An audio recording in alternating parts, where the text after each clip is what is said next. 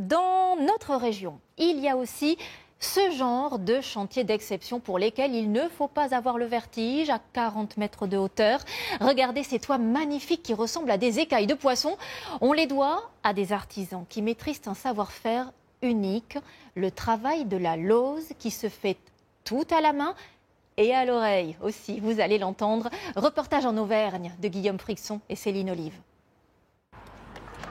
Dans une vie d'artisan, il y a parfois des chantiers hors du commun, de ceux qui pourraient être à marquer d'une pierre blanche, même lorsque vous posez de la lauze depuis des générations. Comme au château de Val, où la toiture avait besoin d'un peu d'attention et de beaucoup de travail.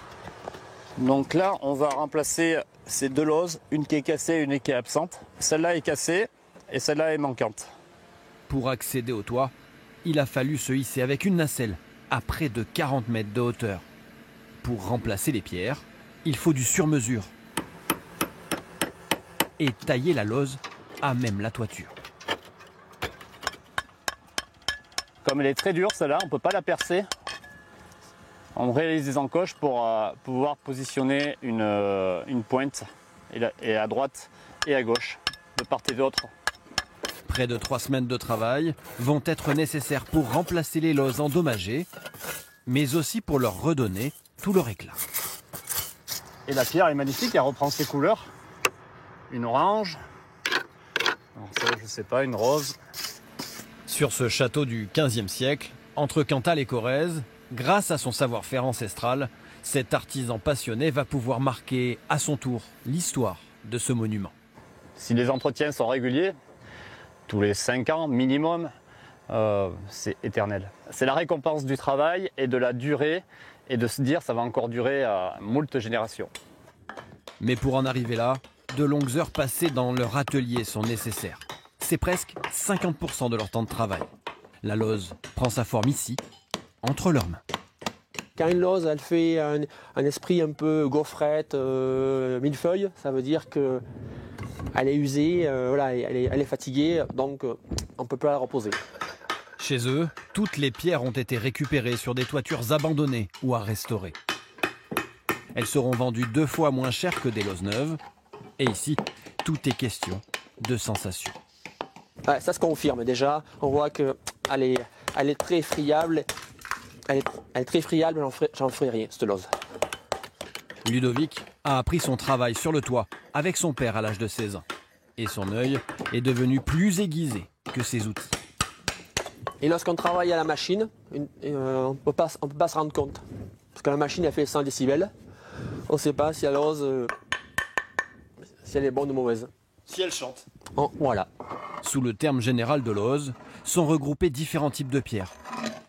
Le schiste, le phonolite ou encore le grès. Et toutes ont leur spécificité en fonction de leur origine. On sait qu'à Montsavy, c'est toujours gris-bleu. Vers Aurillac, Saint-Cernin, c'est marron. Nord-Cantal, on passe en lauze volcanique. S'il travaille exclusivement à la main, comme les générations précédentes, Ludovic a ajouté une touche de modernité.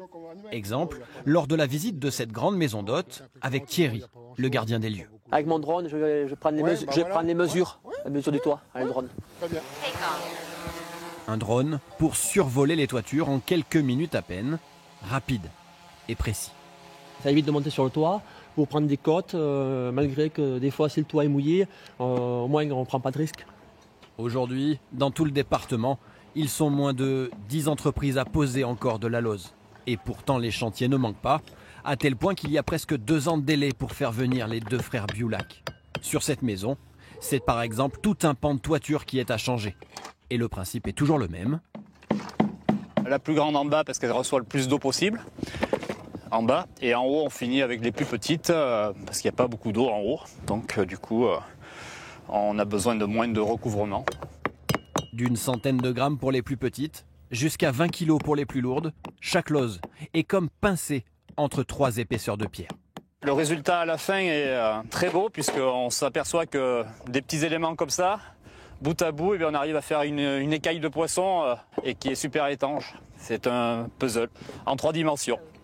Si les toits en lauze sont 3 à 4 fois plus chers qu'en simple tuile, ils comptent toujours autant pour les habitants. Oui, c'est ancien comme Comme tuile, c'est bien, quoi. Puis c'est la tuile du pays. C'est ça, surtout. On y est attaché, là? Et ouais, on y est attaché, oui. Ouais. Parce que les toits en lauze font partie de l'identité du département, ces artisans aimeraient séduire de jeunes apprentis pour assurer l'avenir de cette pierre à travers le temps.